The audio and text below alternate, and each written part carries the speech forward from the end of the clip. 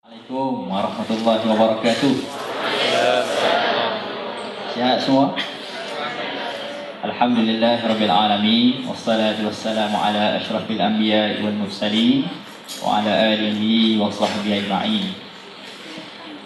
Yang terima kasih kepada Tuan Pengerusi Majlis, Al-Fadhil Prinsipal Mahallah Tanhah, Al-Fadhil Ustaz Muhammad Ali bin Abdullah, daripada fellow daripada Mahallah Maimunah, officer, sahabat-sahabat komiti, seterusnya rakan-rakan yang dirahmati oleh Allah SWT. Oh, tak dilupakan para panelis kita yang hebat pada malam ni. Sebelum kita melangkah lebih jauh, rasanya lebih elok jika saya memperkenalkan sedikit siapakah orang-orang hebat yang bersama-sama kita malam ni, yang kita rasa sungguh beruntung. Bukan senang untuk sama-sama dengan mereka datang dari jauh untuk berkongsi dengan kita dalam program pencerahan. Kita nak mencerahkan kepala kita, minda kita, supaya kita lebih terang apakah itu Syiah. InsyaAllah yang berdiri di sebelah hujung sekali, saya kenalkan. Panel pertama, saya kenalkan Al-Fadhil Ustaz Khairul Azmi bin Ismail. Sedikit latar belakangnya, BA Hans Usuluddin Al-Azhar di University Al-Azhar University. Sekarang mudir di Madrasah Tahfiz Darul Fikri. Dan yang sebelah saya malam ini yang menyebabkan saya rasa begitu kerdil sekali, ialah Al-Fadhil Ustaz Muhammad Fazli Al-Yamani. Sedikit latar belakangnya, lahir di Kedah, pendidikan awalnya di Pondok Penanti Bukit Mertajam, dan menyambung di Madrasah Al-Hudaidah Yaman. Kini sebagai pengasas dan mudir di Madrasah Al-Yamani di Kampung Baru, Kuala Lumpur. Juga sekarang ni saya rasa majoriti, sebahagian besar daripada kita yang datang malam ni membaca majalah Solusi, dan beliau ialah salah seorang daripada kolumnis Solusi yang kita selalu baca itu dalam bahagian soal jawab fiqh. Dan beliau juga pernah mendapat sanad daripada Said Alawi Al-Maliki Al-Hasan, insyaAllah. Jadi sahabat-sahabat yang dirahmati Allah Ta'ala dan juga para panelis yang saya segani, saya bertanya pada diri saya dan sahabat sekalian, apakah kita tahu benar apa itu Syiah? Bila orang tanya pada saya apakah itu Syiah, saya jawab, sahabat saya dia ni biasa-biasa saja. Dan oh, Syiah ni aku dah lama dah tahu, senang sangat, tak payahlah nak pergi forum-forum ni. Atau benda tu benda orang kata dah belajar pada sekolah rendah lagi. Saya kata okey, tak apa, tak ada masalah. Saya pun berpendapat yang sama, sehinggalah saya membaca dan mengkaji sedikit. Rupa-rupanya masalahnya begitu complicated, sangat besar masalah ini. Permasalahan begitu rumit, menyebabkan kadang-kadang bila kita baca dengan sendiri, kita boleh sesat jalan. Kita boleh tersesat dalam kekhusyukan kita, dalam ketakjuban kita pada begitu hebatnya Syiah ini. Ya ke hebat? Sahabat-sahabat yang dirahmati Allah Ta'ala, tanya pada diri kita. Saya cuba jangan melabel lah ni, saya cuba provokasi saja. Cuba kita bayangkan, siapakah negara di dunia ini yang orang kata begitu hebat menentang Amerika Syarikat? Siapa? Yang begitu lantang, betul tak? Iran. Dia menjadi negara contoh kepada Syiah. Itu Iran. Yang paling banyak membantu Palestin, begitu banyak membantu Palestin, mereka juga. Orang tu berdegar-degar sebagainya. Lalu kita fikir, dan baru-baru ni di Gombak, mereka telah diserbu rupa-rupanya fahaman ini telah pun menular ke dalam Malaysia kita, yang kita sayangi dan segani. Jadi kita pergi pada panel kita yang pertama. Panjang pula kan. Panel kita yang pertama, boleh jelaskan apakah itu Syiah dan bahayanya. Mungkin kita boleh faham, mungkin apakah ada beza dan juga persamaan Syiah ini, dan adakah fahaman ahli sunnah wal jamaah ini mengiktiraf kewujudan Syiah dalam fahaman Islam gitu. Jadi saya ingin selamatnya silalah Al-Fadhil Ustaz Khairul Azmi.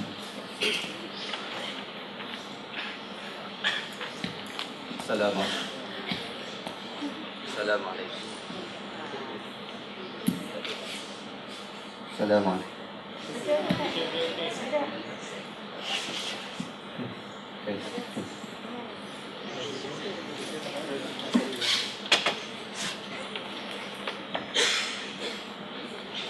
Assalamualaikum warahmatullahi wabarakatuh. Alhamdulillahi rabbil alamin wal aqibatu lil muttaqin wa la udwana illa 'alal zalimin. Salatu wassalamu ala asyrafil anbiya'i wal mursalin wa ala alihi wa sahbihi ajma'in. Allahumma inni a'udzu bika an azilla aw udhal aw azilla aw uzal aw adilla aw udall aw azlima aw uzlam aw ajhala aw yujhala alayya. Rabbana iftah bainana wa baina qaumina bil haqqi wa anta khairul fatihin. Wala hawla wala quwwata illa billahil aliyyil azim. Wala hawla wala quwwata illa billahil aliyyil azim. Yang dikasihi moderator dan pihak UIA, Fadil Ustaz Ma'ali, dan seterusnya kepada yang terlibat untuk menguruskan program wacana kita pada malam ini. Saya minta maaf lah tak sempat nak catat satu persatu.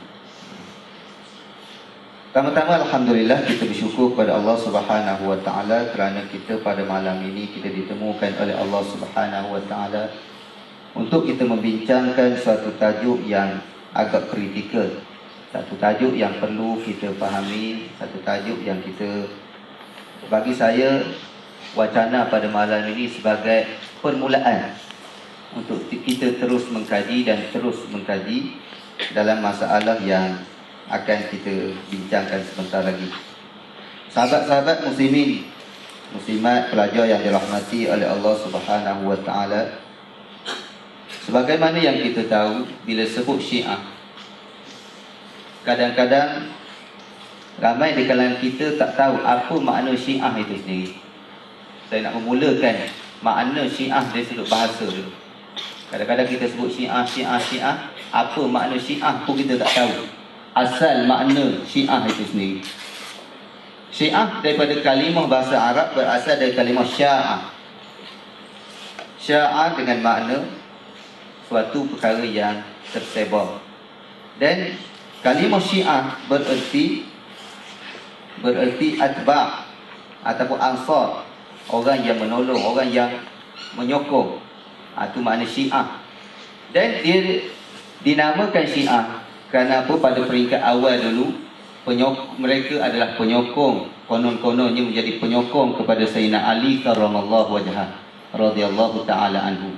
Bila dia jadi penyokong kepada Sayyidina Ali pada peringkat awal dulu, dia dinamakan Syi'atu Ali.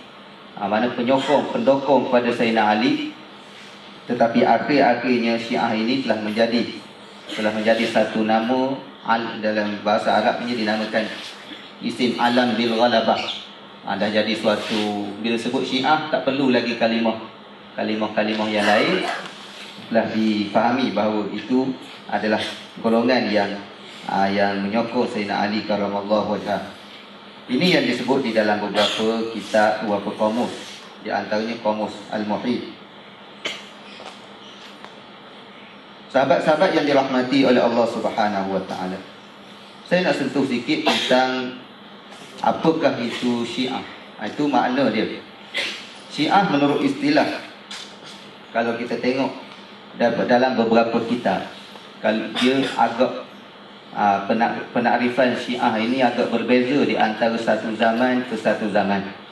Peringkat awal dulu Syiah ini adalah golongan yang meletakkan Sayyidina Ali, menganggap Sayyidina Ali orang yang paling layak menjadi khalifah selepas daripada Rasulullah sallallahu alaihi wasallam. Pada peringkat awal mereka tak banyak sangat perkara-perkara yang sebagaimana yang berlaku sekarang.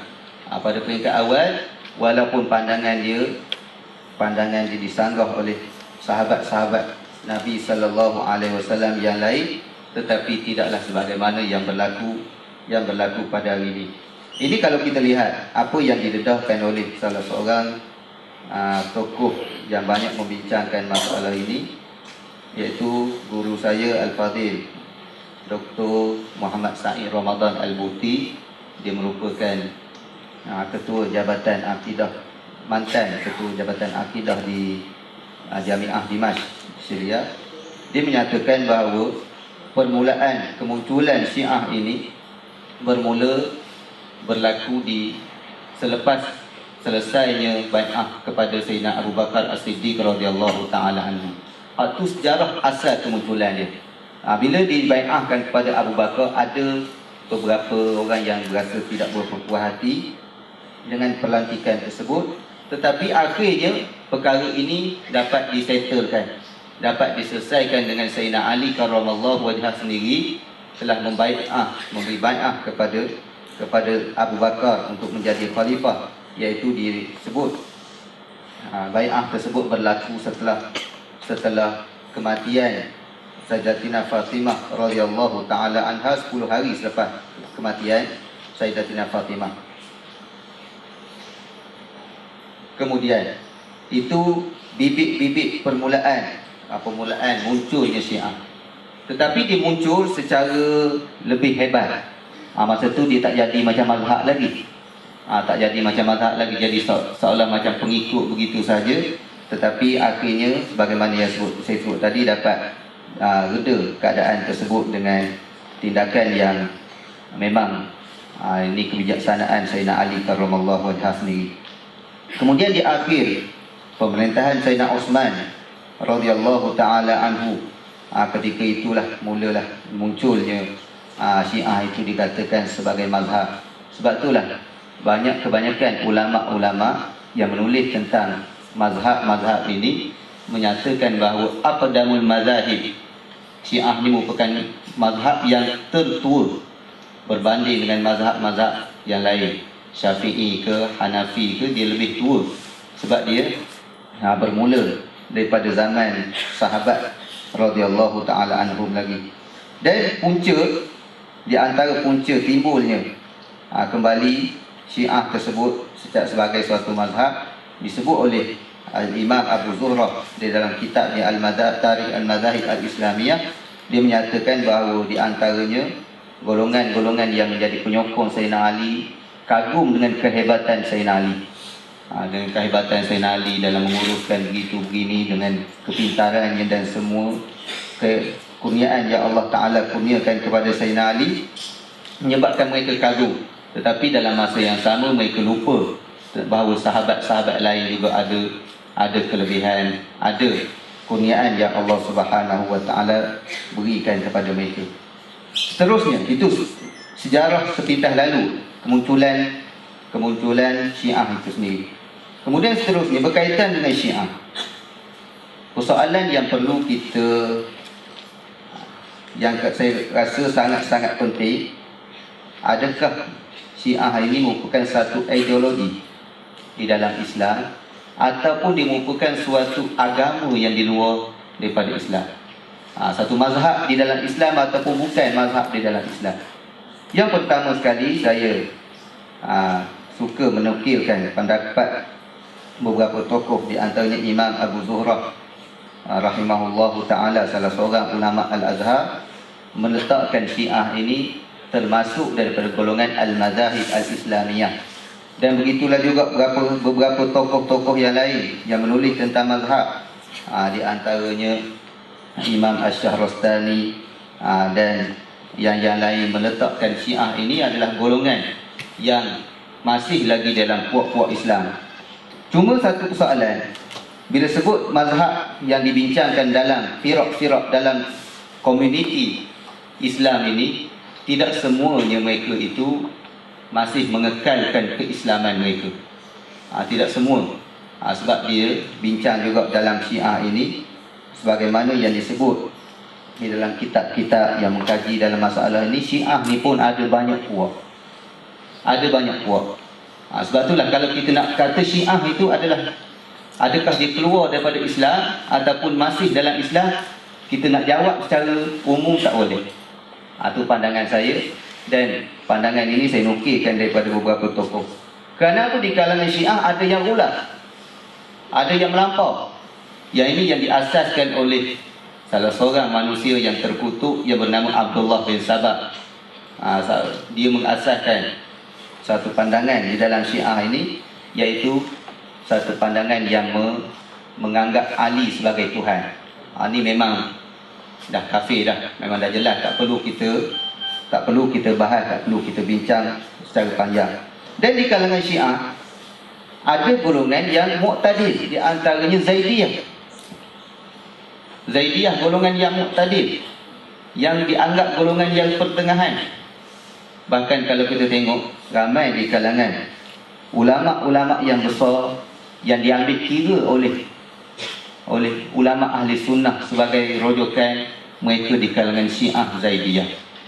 Di antaranya Al-Imam Al-Hakim, tokoh yang cukup hebat dalam bidang hadis, yang mengarang Al-Mustadrak ala Sahihain, suatu kitab hadis-hadis yang sahih yang tidak didapati dalam Bukhari dan Muslim, dikarang satu kitab. Dia ini berfahaman Syiah. Dan begitu juga dikatakan juga Al-Imam As-San'ani, pengarang Subulus Salam, merupakan orang yang beraliran Syiah. Sebab itulah kitab asal Subulus Salam, apabila menyebut Sayyidina Ali, dia tak tulis radhiyallahu anhu, dia tulis Sayyidina Ali alaihi salam. Jadi kalau ada cetakan yang kemudian yang tulis Sayyidina Ali Sayyidina Ali radhiyallahu anhu, adalah cetakan yang telah diubah suai daripada teks asal.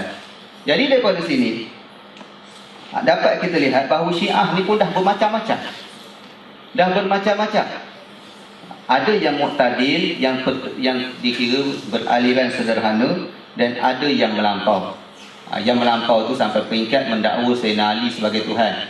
Ada yang mendakwa sampai tak jadi Tuhan pun, ada mendakwa Sayyidina Ali ni sebagai orang yang layak menerima wahyu, tapi Jibril salah. Jibril boleh salah. Tu pandangan-pandangan ulah golongan pelampau-pelampau di kalangan Syiah. Kemudian saya dah sebut dua. Yang pertama ulah, golongan pelampau. Yang kedua golongan mu'tadil, golongan yang kira sederhana. Tetapi golongan sederhana ni zaman sekarang ni dikira hampir pupus lah. Golongan Zaidiyah, mazhab Zaidiyah, penganut dia tidak berapa ramai. Dikatakan sebahagian yang kecil daripada penduduk Yaman saat masih berfahaman Zaidiyah. Kemudian yang saya itu satu lagi mazhab yang dikira mazhab yang besar, yang memang sangat-sangat berpengaruh sekarang ini, adalah mazhab Imamiyah, ataupun dipanggil juga dengan Isna Asyar, dipanggil juga dengan Ismailiyah, dipanggil juga dengan Ja'fariyah. Dia macam-macam nama yang ada pada dia. Dan golongan ini juga dinamakan juga dengan Rafidah, golongan yang menolak pelantikan Sayyidina Abu Bakar As-Siddiq radhiyallahu taala anhu, dan menolak pandangan pelantikan Sayyidina Umar Al-Khattab radhiyallahu anhu.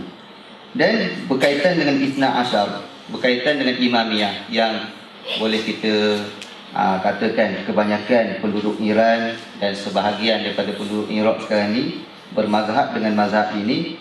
Jadi saya, dari menurut kajian saya, nukilan daripada ulama-ulama, saya lihat daripada pembacaan saya, sebahagian besar di kalangan ulama-ulama yang mengkaji tentang Syiah Imamiyah juga mengatakan Syiah Imamiyah ni adalah golongan yang sesat.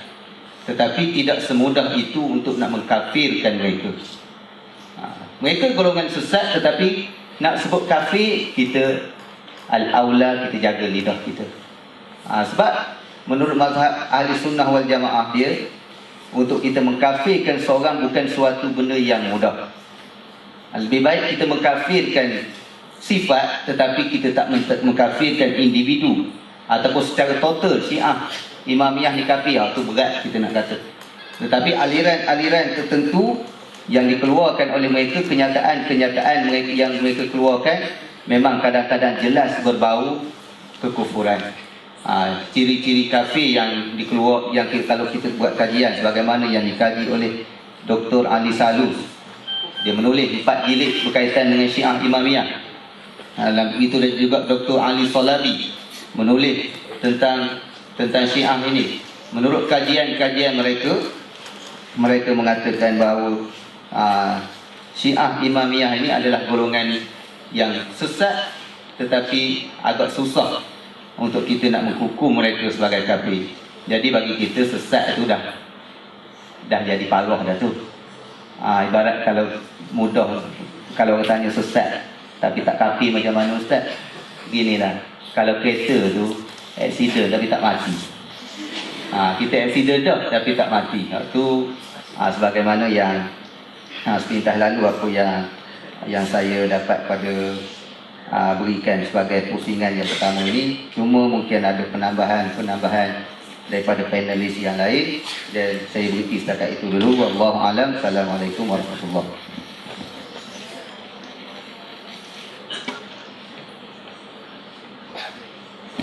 Terima kasih kepada Al-Fadhil Ustaz. Berikut ialah penjelasan yang telah diberikan apakah sebenarnya itu Syiah. Sahabat-sahabat yang dimuliakan oleh Allah SWT, kekhawatiran kita ialah bila mana Syiah ini pernah menjadi satu fenomena di Lombok. Antara yang mereka yang tertangkap ialah golongan yang bukannya orang kampung, tapi mereka ialah golongan yang berpelajaran sebagaimana kita. Mereka ada di kalangan mereka ialah pensyarah, ada di kalangan mereka ialah pelajar dan sebagainya. Lalu kita tanya, trend yang sama juga berlaku bila mana Koha, ingat dulu Nabi palsu, Koha Ahmad, ya, siapa yang tengok video dia, saya rasa agak, dia kata tentang Yasin ini diturunkan pada saya sebagai innaka laminal mursalin. Ka itu saya lah Kak. Dia menisbahkan pada dia. Tapi begitu pun kesesatan dia. Ramai juga daripada kalangan yang ikut ialah kalangan lawyer, orang-orang yang hebat. Sebab apa? Mereka ni bukannya ahli dalam bidang agama.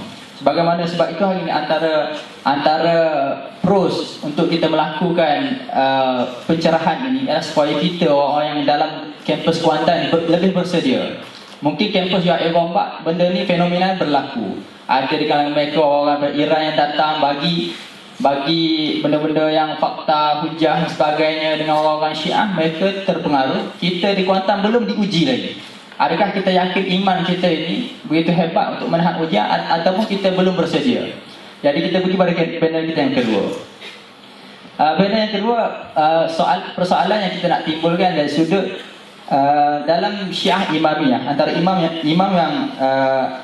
yang keenam, Ja'far As-Sadiq bin Muhammad Al-Baqir, mereka mendakwa, orang Syiah mendakwa imam yang keenam ini ialah guru kepada Imam Abu Hanifah, seorang pengasas mazhab antara mazhab yang empat yang besar dalam Ahlus Sunnah wal Jamaah.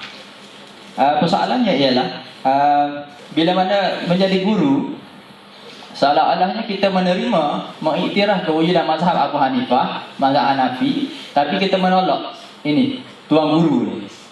Macam saya berguru dengan Ustaz Mak Ali macam tu. Orang terima saya, dengar cakap saya, tak dengar cakap Ustaz Mak Ali. Pelik ke tak pelik? Tak pelik ke? Tak. Pelik. Jadi yang kedua dari sudut muamalah. Muamalah ni ada, jika contoh ya, di kalangan kita ada contoh Syiah, adakah boleh kita berkahwin dengan mereka, ataupun benda ini tidak diperbolehkan dalam syariat kita, dan ini dalam konteks muamalah, perkahwinan, ataupun mungkin mereka mengimamkan solat, ataupun kita menjadi makmum solat, mengimamkan mereka dan sebagainya. Jadi saya yang tadi menyebut Al-Fadhil Ustaz. Assalamualaikum warahmatullahi ta'ala wabarakatuh. Alhamdulillahilladzi awdaha lana subulal hidayah wa azahha an basairina bishawatal ghiwayah. Wa nusalli wa nusallim ala man arsalahu Allah mubashiran wa nadhiran wa da'iyan ila Allah biiznihi wa sirajan munira, wa ala ashabihi alladhina hajaru awtanahum yabtaghuna dhalika min Allah fadlan wa ridwana, wa ala al-ansari alladhina awaw wa nasaru wa bazalu li'abad-din ma ja'u madtakharu. Amma ba'd. Subhanaka la ilma lana illa ma 'allamtana innaka antal alimul hakim. Subhanaka la fahma lana illa ma fahamtana innaka antal jawadul karim. Yang saya muliakan moderator majlis, ustaz-ustaz, kawan-kawan, sahabat-sahabat, alhamdulillah kita mengucap syukur kerana diberi ruang dan kesempatan untuk sama-sama kita mendengar dan boleh kita timbulkan satu kesedaran, kefahaman yang mana masalah ini adalah masalah besar, masalah Syiah. Sebelum saya menjawab soalan yang dikemukakan, saya berpengalaman berada di dua tempat. Pertama, saya pernah berada di Karachi, dan di Karachi ini tak perlu apa penerangan atau kupasan tentang Syiah. Kita akan nampak sejelasnya bahawa golongan Syiah ini adalah golongan yang cukup berbahaya, lebih bahaya daripada bahayanya Yahudi. Kita dah tahu Yahudi itu memang dah musuh kita jelas, tapi Syiah ni bertopeng. Dia, kalau kita tanya dia, siapa saya dan siapa kamu, who are you? Dia akan kata, you are Muslim, I'm mu'min. Awak seorang Islam, maksudnya awak seorang munafik dan dia seorang mukmin. Itu Syiah. Jadi di Pakistan kita 8 tahun bergaduh, bersengketa, dan guru-guru saya banyak bila time Muharram mereka ni akan disekat, maknanya dikurung, tak dibenar untuk mengadakan apa-apa aktiviti luar. Kerana kebetulan pada ketika itu ketua polis Karachi adalah Syiah, dan Benazir itu sendiri pun Syiah. Bapa Benazir, Zulfikar Ali Bhutto, telah mengatakan tidak ada nas tentang pengharaman arak, dan dia Syiah. Mak Benazir memang Nusrat Bhutto, asal daripada Iran, adalah Syiah. Syiah bukan banyak di Pakistan, tapi disebabkan penguasaan ekonomi, banyak supermarket, hospital, bahkan pusat-pusat pengajian yang terbaik adalah di bawah penguasaan Syiah. Syiah mempunyai banyak kumpulan, yang terkenalnya ialah Syiah Imamiyah, Syiah Isna Asyariah, dan ada satu Syiah moden dipanggil Syiah Aga Khan. Ustaz saya pernah cuba untuk melihat bagaimana ibadat mereka, kerana mereka ni solat 5 waktu pada 3 waktu. 5 waktu maknanya 5 solat pada 3. Sampai sekarang mereka tak buat 5, kerana mereka buat Zuhur dan Asar dijamakkan, Maghrib dan Isyak dijamakkan, dan Subuh lewat. Kalau Hanafi punya Subuh dah lewat, maka Syiah lagi lewat. Waktu Isyraq baru kita dengar azan. Isyraq bila dengar azan, maka itu adalah azan Syiah. Jadi ustaz saya cuba nak tahu macam mana cara. Maka satu hari ditanggalkan serban dia, dia pakai ala biasa, dan dia pergi ke masjid Syiah. Rupa Syiah ni dia tahu kumpulan-kumpulan dia, ahli-ahli dia. Bila ustaz saya mula masuk, maka guard yang ada menahan dia daripada masuk. Kita nak ke mana? Saya kata nak dalam, nak sembahyang. Dia kata tunggu, bagi mereka selesai. Jadi dia tak dapat, melainkan setelah masuk orang dah selesai solat. Tak tahu macam mana solat mereka yang sebenarnya. Jadi Syiah ini adalah kumpulan yang bahaya. Mereka akan berarak pada 10 Muharram dengan membawa beberapa kereta tolak yang dibinanya berbentuk makam. Makam pertama ialah makam Rasulullah, diikuti dengan makam Ali, makam Hasan, makam Husain, dan seekor kuda yang dibentuk berwarna putih sebagai mengenang peristiwa Karbala.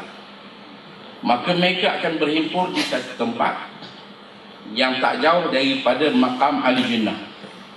Maka di sana mereka adakan satu sambutan. Kalau laki-laki, dia akan tanggalkan baju, dia akan pukul badan.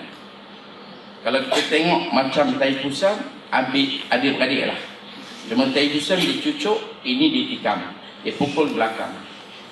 Orang perempuan pukul dada, orang lelaki pukul belakang. Itu upacara memperingati peristiwa. Kononnya darah yang tumpah satu pengorbanan dalam memperingati peristiwa besar.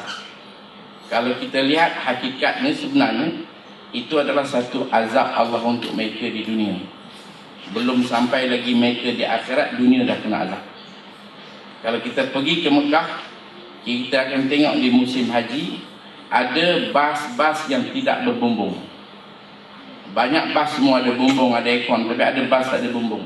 Maka itu semua bas Syiah. Jadi dengan panas, kita tak ditutup kepala, dia tak ditutup bumbung. Bas dia tak ada bumbung. Dunia dah sengsara, belum dengan kesengsaraan di akhirat. Jadi Syiah ni bahaya. Dia membawa banyak perkara yang menyeleweng. Imam Khomeini pernah berkata, Syiah Sunni bye-bye. Maknanya Syiah dengan Sunni bersaudara. Itu satu taqiyah yang mereka bila datang kepada kita, tetapi mereka menganggap kita adalah musuh. Darah ahli sunnah adalah halal. Mereka boleh bunuh sekiranya mereka berada di kuasa yang majoriti. Sebab itu dalam Iran, dalam Tehran, dalam bandar-bandar besar yang dikuasai Syiah, tidak ada satu pun masjid Sunni yang dibenarkan. Kalaupun ada orang Sunni dalam Tehran, mereka terpaksa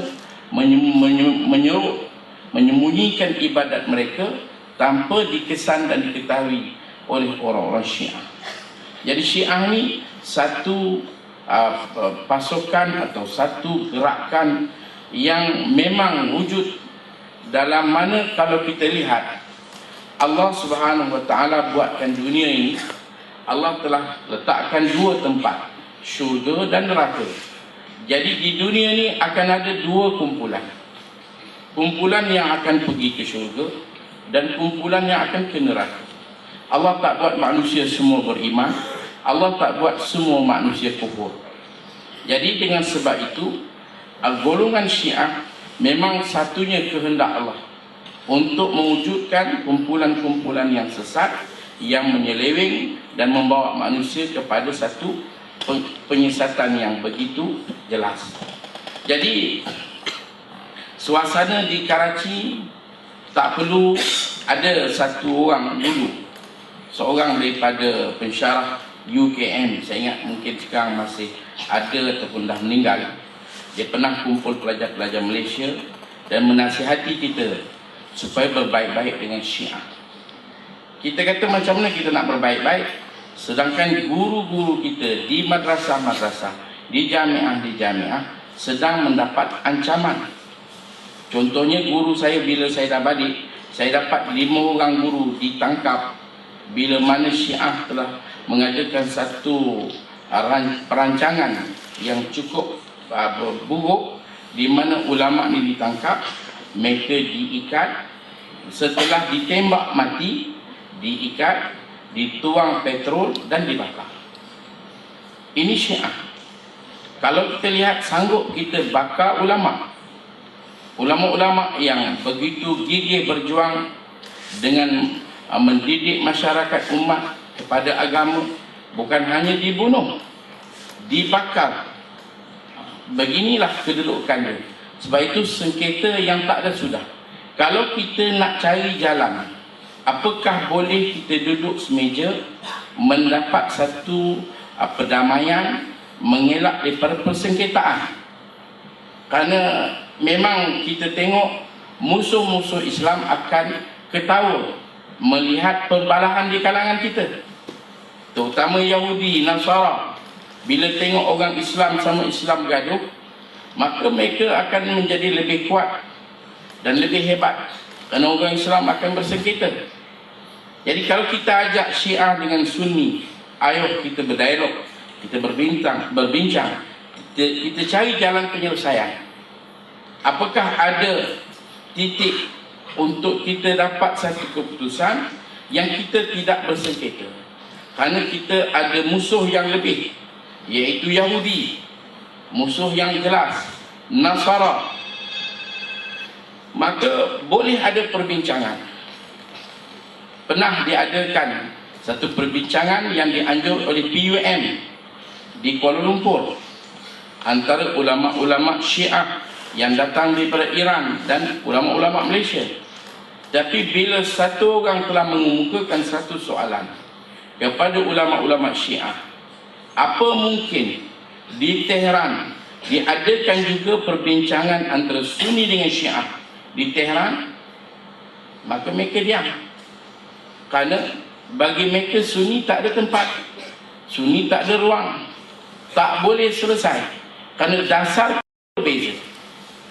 Dasar Syiah ialah memperlihatkan betapa mereka benci kepada Sayyidina Abu Bakar, Omar, Uthman, Aisyah, dan mereka hanya anggap ada beberapa sahabat saja yang mereka akui sebagai kekal dengan Islam. Contohnya Sayyidina Ali, Sayyidina Abu Dhar, Sayyidina Bilal. Ini di antara sahabat yang mereka terima. Selainnya sahabat-sahabat Nabi, maka bukan hanya mereka kutuk celak, bahkan mereka laknat dan mereka kafirkan sahabat. Mereka kafirkan Sayyidina Abu Bakar. Kita boleh buka siaran radio Iran, awal-awal siaran, Allahumma al'an Abu Bakrin wa Umar wa Uthman. Itu ungkapan dalam siaran mereka. Sebab itu dasar tak sama. Kalau kita minta mereka untuk tidak mengutuk Abu Bakar, maka ini tidak boleh diterima.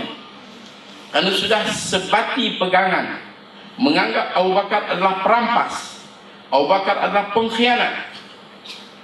Begitu juga dengan Omar, begitu juga dengan Uthman. Dan lebih lagi menjadi mangsa jahat mereka ialah Aisyah minal ummahatil mu'minin wal mu'minat. Maka Aisyah menjadi ancaman mereka.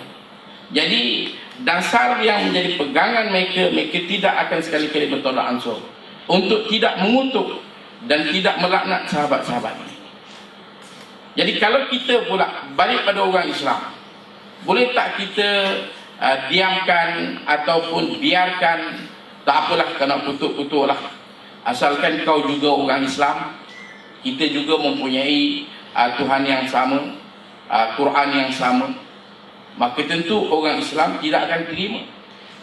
Siapa yang akan rasa reda dengan kutukan-kutukan ini? Kalau mak bapak kita pun kita tak boleh terima. Orang kata bapak engkau celaka, bagaimana kalau dikutuk pada Sayyidina Abu Bakar? Bukankah Nabi pernah bersabda, la tasubbu ashabi fawalladhi nafsi biyadihi law anna ahadakum anfaqa misla uhudin zahaban ma adraka mudda ahadihim wala nasifa, atau kama qala alaihi salatu wassalam. Kata baginda, jangan kamu kutuk sahabat-sahabatku. Jangan kutuk sahabat, walaupun ada sengketa sahabat antara Ali dengan Muawiyah, antara Ali dengan Aisyah. Sebab itu disebut oleh Matan Zubat, dikata wa ma jara baina sahabati naskutu anhu wa ajrul ijtihad nuthbitu. Apa berlaku di antara sahabat-sahabat ini, kita kena tutup mulut dan diam. Kerana Sayyidina Muawiyah radhiyallahu anhu sahabat Nabi, Sayyidina Ali juga sahabat Nabi. Tetapi kehendak Allah untuk berlaku pada ketika itu, dan tidak ada kepentingan yang lebih. Bukan kerana Muawiyah tamak kepada kedudukan, dan bukan kerana Ali tidak langsung melihat pembelaan kepada Sayyidina Uthman, tapi ini telah berlaku di ketika itu. Maka bagi kita, apa yang menjadi pegangan ahli sunnah ialah nuthbitu al-ajar, kita sabitkan pahala. Kalaulah pihak Ali yang benar, maka dia dapat dua ganjaran dalam ijtihad dia, pahala ijtihad dan pahala benar. Dan kalau silap Muawiyah, maka dia dapat satu pahala dalam ijtihad. Sebab itu bila mana ada seorang sahabat Nabi, Ammar bin Yasir, dilihat mati dalam peperangan antara Ali dan Muawiyah. Maka baginda pernah beritahu kepada Ammar, sataqtulukal fi'atul baghiyah, engkau akan dibunuh oleh fi'ah baghiyah, Burat.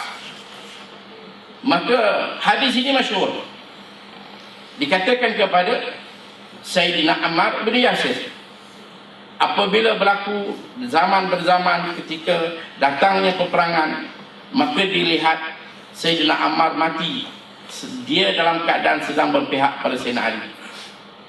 Maka orang beritahu, daripada situ jelas Nabi dah kata Baghiyah kepada Muawiyah, kerana dia telah menyebabkan kematian Sayyidina Ammar bin Yasir.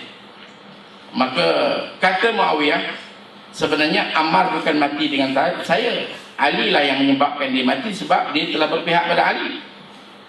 Bila dia berpihak pada Ali, bermusuh dengan saya, maka Ali lah punca kematian, dan Ali lah yang menyebabkan dia mati.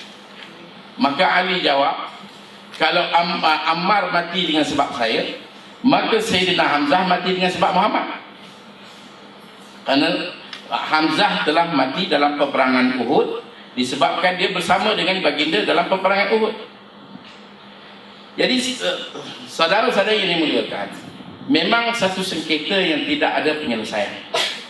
Kita pun tak boleh biarkan telinga kita untuk mendengar kutukan dan kecaman begini, dan mereka pun tidak ada tolak ansur untuk mengalah, dan mereka begitu keras dengan tindakan-tindakan mereka, dan banyak penyelewengan-penyelewengan, antaranya tuduhan kepada Al-Quran itu sendiri tidak sempurna.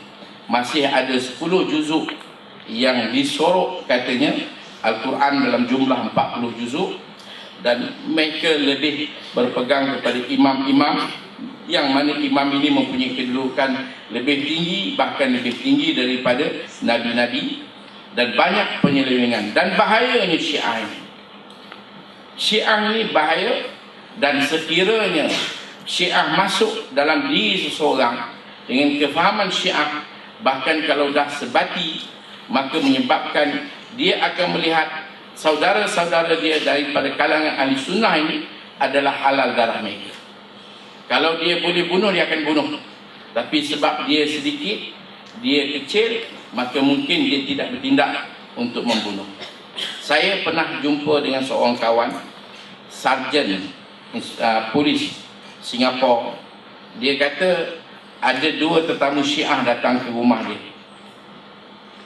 Hari pertama sampai disambut di airport, si suami laki-laki dengan serban, dengan jubah, perempuan dengan kain tudung sebagai seorang Muslim.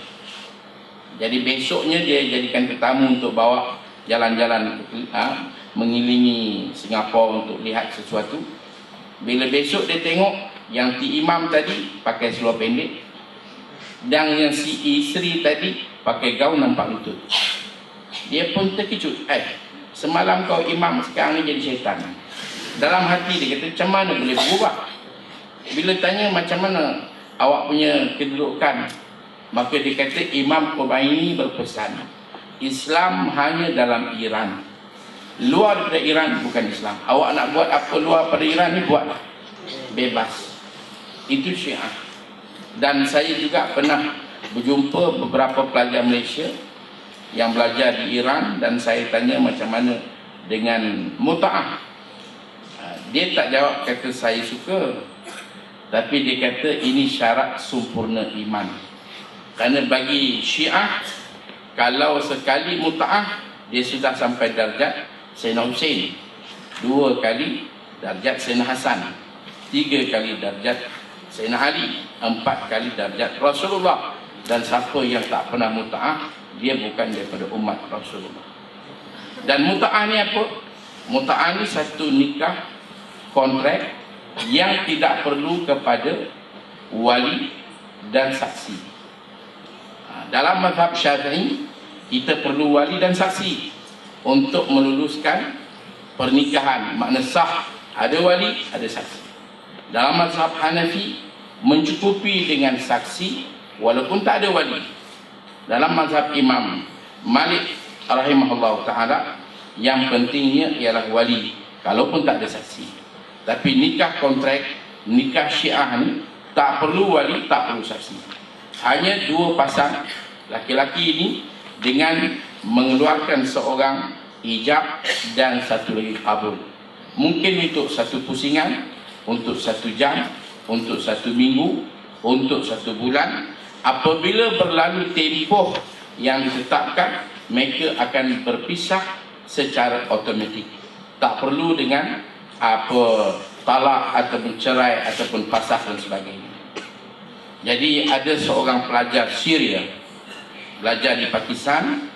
Biasalah kalau belajar ni, kalau tak ke Iran tak sudah. Belajar Syiah ni dia kena sudah di Iran. Jadi dia pergi ke Iran. Bila dia pergi ke Iran, memang kalau tak muta'ah dia tak lengkap. Kerana muta'ah ni mereka anggap satu perjuangan. Malangnya kalau laki-laki dia boleh kata perjuangan, dia berselindung. Tapi perempuan, wanita-wanita, dia pun juga tak lepas menganggapkan ini satu perjuangan.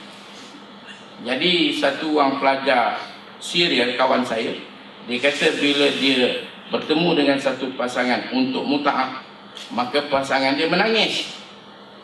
Jadi hairan, kenapa perjuangan perlu ada tangisan? Kita mesti seronok nak berjuang.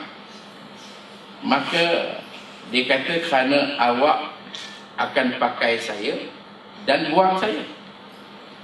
Kalau awak nakkan saya, ambil dan gunakan untuk hidup awak sepanjang masa.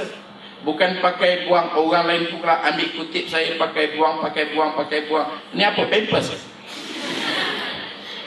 Jadi Syiah bahaya. Balik pada soalan tentang guru kepada Imam Abu Hanifah, Imam Ja'far Sadiq, memang tak dinafikan itu adalah ulama besar. Cuma Syiah menganggap dia sebagai imam mereka, sedangkan dia bukan imam kepada Syiah. Macam Sayyidina Ali sendiri, Sayyidina Ali dianggap oleh Syiah sebagai imam yang pertama, sedangkan Sayyidina Ali bukan imam Syiah. Sayyidina Ali adalah khalifah, sebagai seorang daripada khalifah Al-Khulafa Ar-Rashidin, bukan imam Syiah. Sayyidina Hasan bukan imam Syiah. Macam mana kalau kita lihat seperti orang-orang Kristian menganggap Nabi Isa sebagai Tuhan mereka? Apakah kita akan kata kesilapan pada Nabi Isa? Tengok kamu, orang anggap kamu sebagai Tuhan. Maka tentulah orang akan tolak Allah kerana telah meletakkan seorang yang telah diterima umat dia sebagai Tuhan. Sebenarnya ini anggapan dan kepercayaan. Sedangkan Nabi Isa adalah Nabi yang dihantar kepada Bani Israel. Begitu juga Nabi Uzair dianggap sebagai anak. Apakah Nabi Uzair ditolak atas anggapan mereka menganggap dia sebagai anak Allah? Jadi kalau anggapan-anggapan ini adalah satu fitnah, seperti Sayyidina Ali dianggap sebagai imam kepada golongan Syiah, mereka mengagung-agungkan Ali, membesar-besarkan Ali dan meletakkan Ali lebih tinggi, sehingga seperti mana Ustaz sebut tadi, Jibril telah tersilap, patut diberi kepada Ali, dia pergi pada Muhammad. Dan banyak hadis-hadis palsu yang direka cipta oleh Syiah untuk membawa kepada satu kefahaman dan pegangan yang bahaya ini. Dan Syiah ini sebenarnya amat bahaya. Jangan kita biarkan dia menular masuk. Awal lagi kita kena potong. Kerana ini kehendak Allah untuk melihat manusia yang akan ditarik masuk ke neraka Allah SWT. Memang kita tak boleh langsung mengatakan Syiah ini kafir. Jadi kata ustaz saya, Syekh Hashim daripada Pakistan, dia kata kita bila jumpa Syiah, mudah saja kita nak tahu dia di mana. Cuba kita tanya bagaimana pandangan dia dengan Abu Bakar, Omar. Kalau awal lagi dia kata Abu Bakar laknatullah alaih, dah cukup untuk menghukumkan dia adalah kafir. Bagaimana Omar? Kalau dia kata Omar la'natullah alaih, la'anahullah, maka dia kafir. Maka sebab itu pendekatan satu lagi mazhab yang pernah juga saya ada pengalaman, iaitu Syiah Zaidi.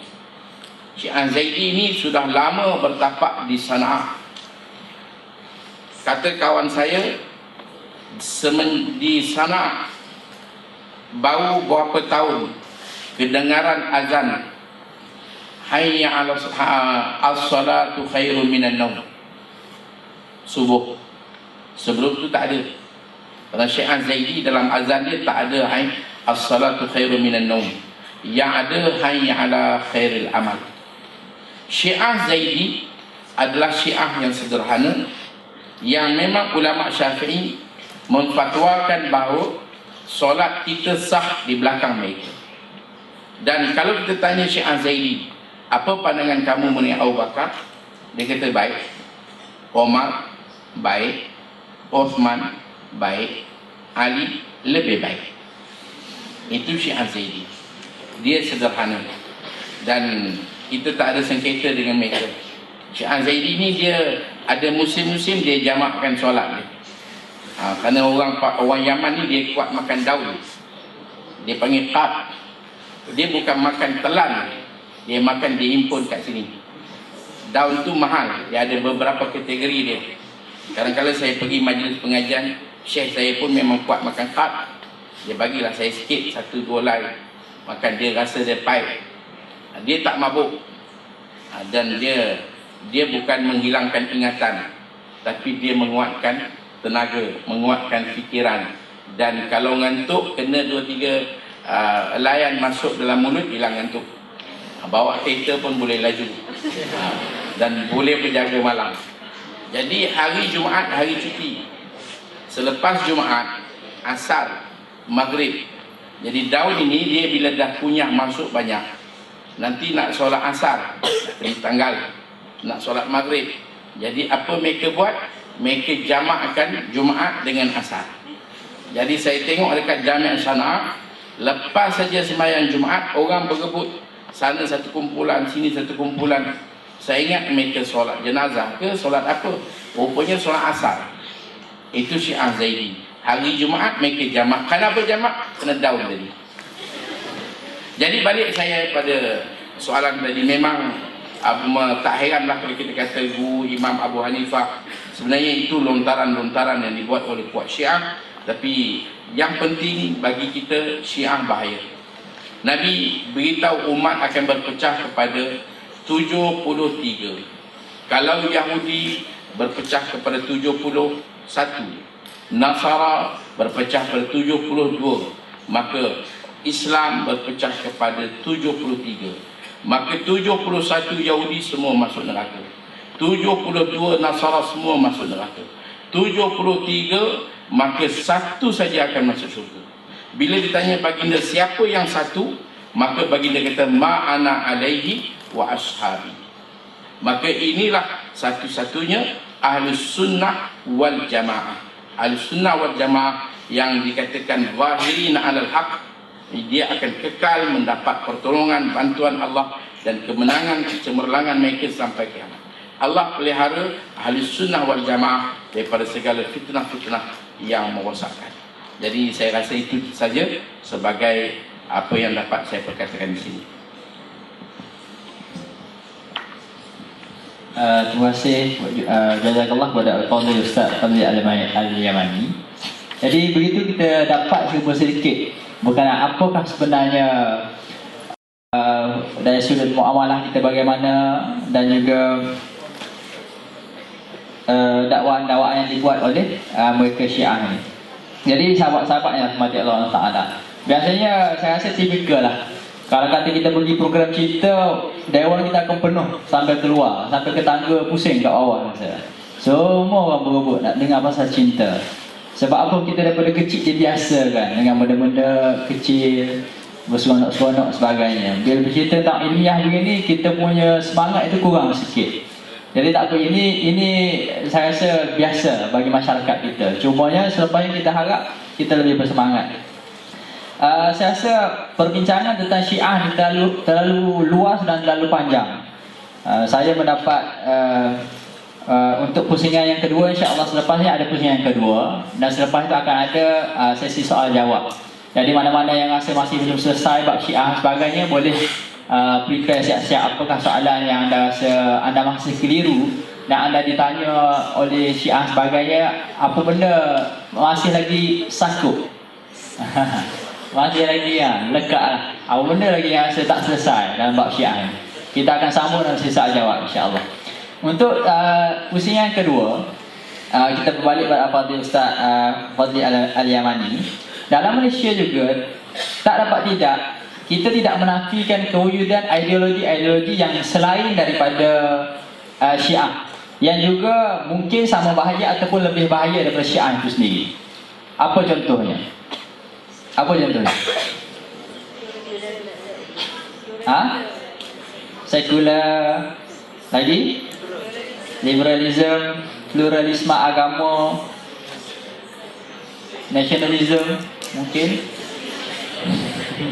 Apa lagi silakan. Jadi mungkin kita boleh minta pendapat Ustaz sedikit berkenaan apakah definisi ataupun apakah sebenarnya ideologi-ideologi ini, adakah ianya selari dengan agama kita dalam Islam, dan adakah ianya memberi ancaman pada akidah umat Islam. Jadi dengan selamat saya silakan.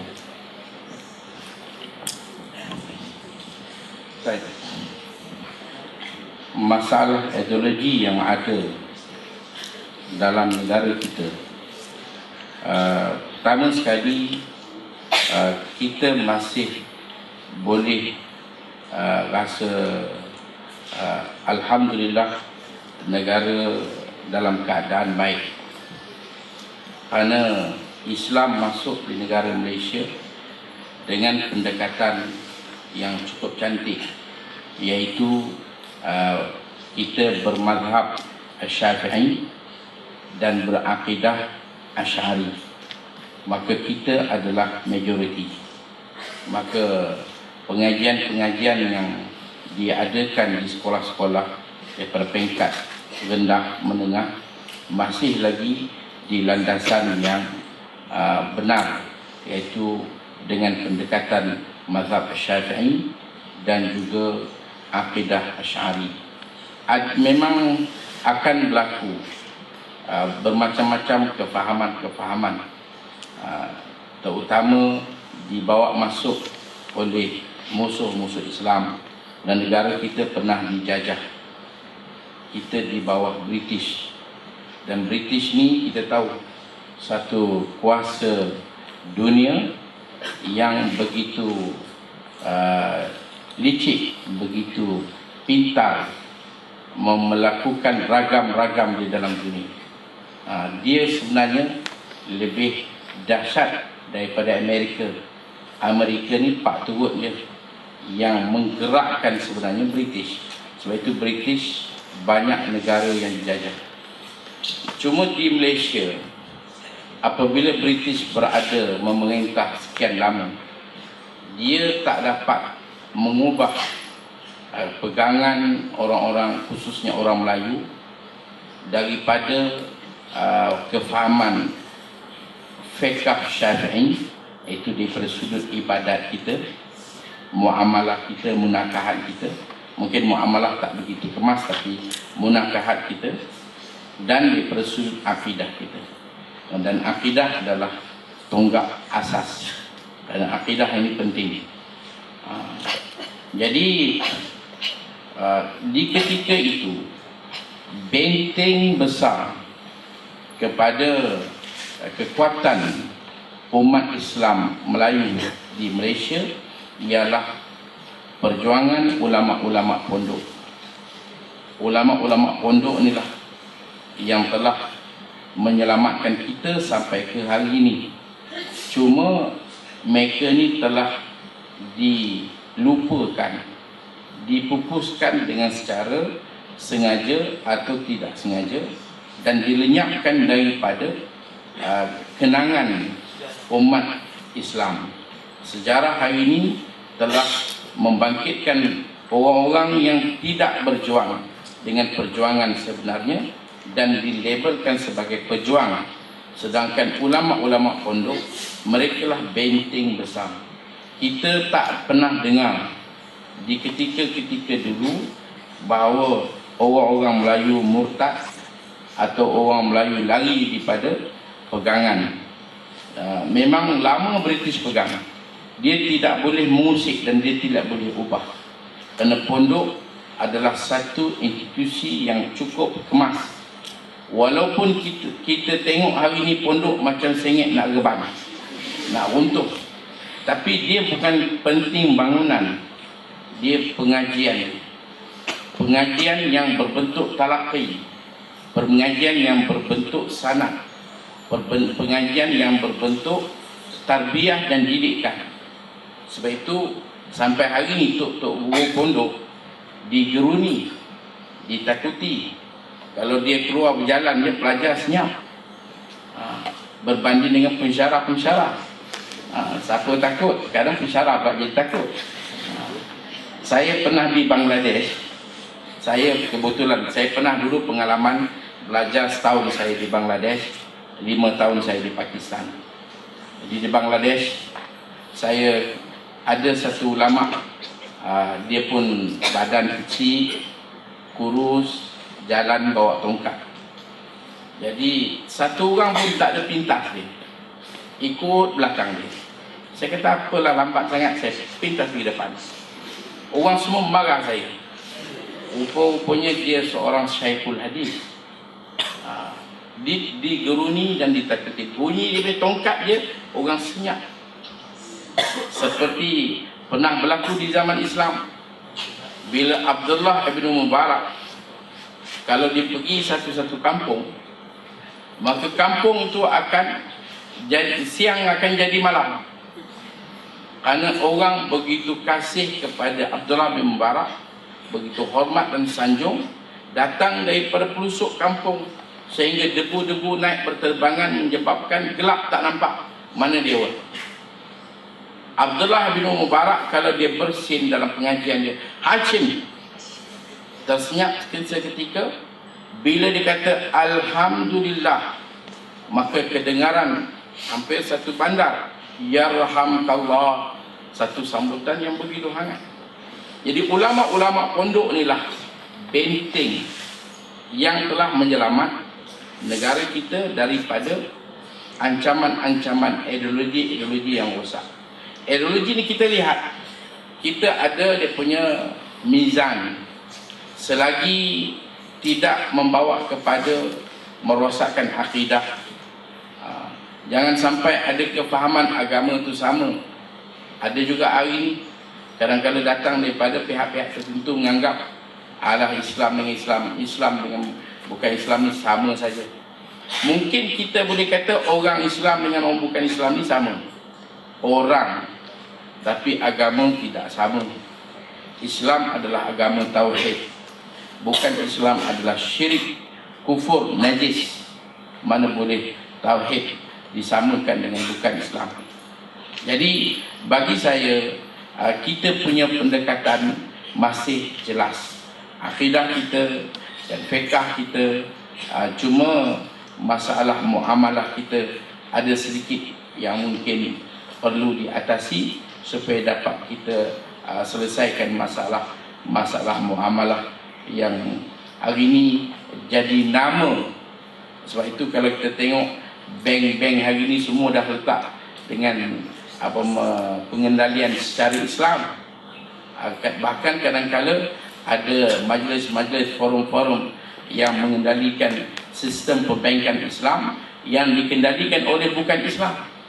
Itu yang Nabi beritahu, sayati 'alan nas zamanun la yabqa min al-islami illa ismuhu wala min al-qur'ani illa rasmuhu wa masajiduhum amiratun wa hiya qarabun min al-huda wa ulama'uhum syarrun man tahta adimis sama' min indihim takhrujul fitnatu wa fihim ta'ud. Kata baginda akan tiba satu masa tidak tinggal berislam melainkan nama, dan tidak tinggal berquran melainkan rasam. Dan ketika itu masjid-masjid Amirah, masjid-masjid mereka makmur dengan perhiasan cantik, tapi kosong, tidak ada petunjuk, dan ulama-ulama mereka jahat, dan mereka adalah sejahat-jahat manusia di bawah langit. Jadi ini zaman yang kita tengok. Zaman hari ini masalahnya ialah masalah kejahilan masyarakat. Masyarakat kita jahil kerana didikan agama hari ini berada di tahap yang cukup nipis. Kita boleh lihat daripada pendidikan sekolah rendah sampailah atas. Kalau mak bapak tak ada jiwa yang mendalami bersungguh, anak ini akan buta Al-Quran sampai hidup. Ini keadaan pendidikan agama yang cukup nipis, dan ini yang kita fikirkan bagaimana kita dapat atasi supaya pendidikan dapat dikembalikan balik lebih jelas, lebih terang. Sepatutnya Malaysia ni mendapat banyak kelebihan dengan suasana Islam yang ada. Sebagai contoh, patut bahasa Arab menjadi bahasa kedua.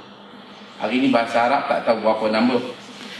Orang kita kalau suruh bilang Arab wahid, dia wahid Isnin, Selasa, Rabu, Khamis. Kita boleh pergi lebih lah kerana lemah. Dan masyarakat kita yang kita bimbang ialah masalah akidah. Akidah hari ini akidah yang tidak ada kepercayaan kepada alam sesudah mati. Seolah-olah macam manusia ini ingat hidup saja yang penting. Apa yang akan berlaku selepas mati itu tak perlu nak difikirkan, tak perlu nak dirisaukan. Sehingga orang hari tak ada risau, tak ada rasa masalah. Tak pergi masjid ke, tak ikut pengajian ke, tak solat, tak tutup aurat pun tak ada apa. Jadi macam orang bukan Islam. Orang bukan Islam, dia memang tak ada akhirat bagi dia. Dia tidak ada kepercayaan tentang kebangkitan selepas mati. Sebab itu jenazah kalau mati dia akan bakar.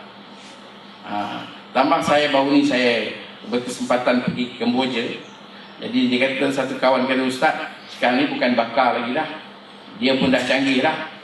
Macam mana dia buat? Dia letakkan bom, dia letupkan. Dia pun dah canggih, tak pakai bakar-bakar lagi dah. Nak cepat, mana jenazah mati, dia masuk dalam satu bekal, letak bom, letup, kecai, habis, selesai, tak ada apa lagi nak dibangkitkan. Jadi dengan sebab itu, apa yang kita bimbang, masalah akan terus berlaku, dan kita ambil pendekatan.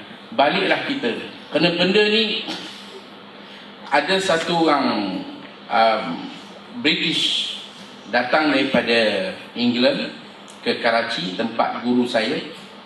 Kerana saya ada guru seorang Amerika, white Amerika, berbangsa Yahudi, masuk Islam daripada usia 16 tahun, masuk Islam di Habasyah, belajar di Yaman, tamat di Mekah, mengajar di Pakistan. Jadi dari satu white British ni datang tanya tentang Islam. Dia kata, saya dengar orang Islam hari ni macam-macam label dia katakan. Pengganas lah, macam-macam yang dilontarkan pada orang Islam. Daripada penipu. Memang kalau pergi negara Islam tak lari penipuan dia. Kalau kita pergi di Karachi naik taksi dia pusing-pusing kat situ je, minta naik tinggi baru sampai, padahal jalan dekat dia. Penipu. Polis siang jadi polis, malam jadi penyamun. Jadi macam mana dekat? Jadi kata syekh saya, awak boleh lihat ada dua barang. Satu barang pasar malam. Barang pasar malam ni orang pegang, orang lenyek, pecah hancur. Tapi ada belian-belian, permata-permata yang cermin pun tebal, gad kiri kanan pun dengan senjata. Awak cari barang murah ke barang mahal? Kalau nak barang mahal, ada tempat-tempat dia yang kita akan tengok Islam begitu indah, begitu cantik. Kalau kamu nak tengok yang murah ni, memang merata tempat ada. Sebab itu ada satu orang Amerika dia kata, kalau saya kenal orang Islam sebelum Islam, saya tak akan masuk Islam. Tapi dia kenal Islam sebelum orang Islam. Jadi saya rasa itu saja. Wallahu a'lam bishawab. Terima kasih kepada Al-Fadhil Ustaz. Mungkin kalau orang nak kenal Islam tu, mai datang ke UAE, insya-Allah jumpa dengan sahabat-sahabat semua, insya-Allah dia akan tertarik dengan Islam. Insya-Allah sahabat. Insya-Allah. Jadi begitu berkenaan ulasan. Sangat menarik analogi yang terakhir tadi. Jadi kita pergi pada panel yang kedua, panel yang Ustaz Khairul Azmi dengan soalan yang terakhir sebelum kita buka pada sesi soal jawab. Berkenaan dengan tadilah pun kita bincangkan pelbagai ideologi, fahaman Syiah dan sebagainya. Lalu persoalannya hari ini, kalaulah benda itu berlaku depan mata kita, ada sahabat-sahabat kita mungkin yang terlalu terpengaruh, contoh budaya hedonisme, suka sepanjang masa setiap hari 23 jam mesti hidupnya bersukaria, sejam mesti tidur lah, contoh. Ataupun yang kedua, memisahkan agama dari sekular, memisahkan agama, urusan agama dan dunia ni dalam surau dia baik, luar surau dia setan, contoh. Ataupun apa lagi yang kita ada, liberal, pluralisme agama, menganggap semua agama ni semua sama je. Agama baik Islam, baik Yahudi, baik Kristian, semuanya nakkan kebaikan. Betul tak? Ada tak agama yang menyuruh buat jahat? Lalu bagaimana keadaannya? Kita mungkin boleh respon pada Ustaz. Bagaimana caranya kita nak berhadapan dengan mereka-mereka yang mungkin sahabat-sahabat kita ataupun mungkin orang luar, bila berhadapan mereka, apakah cara yang paling terbaik dan berhikmah untuk kita berhadapan dengan golongan-golongan pelbagai ini? InsyaAllah. Terima kasih.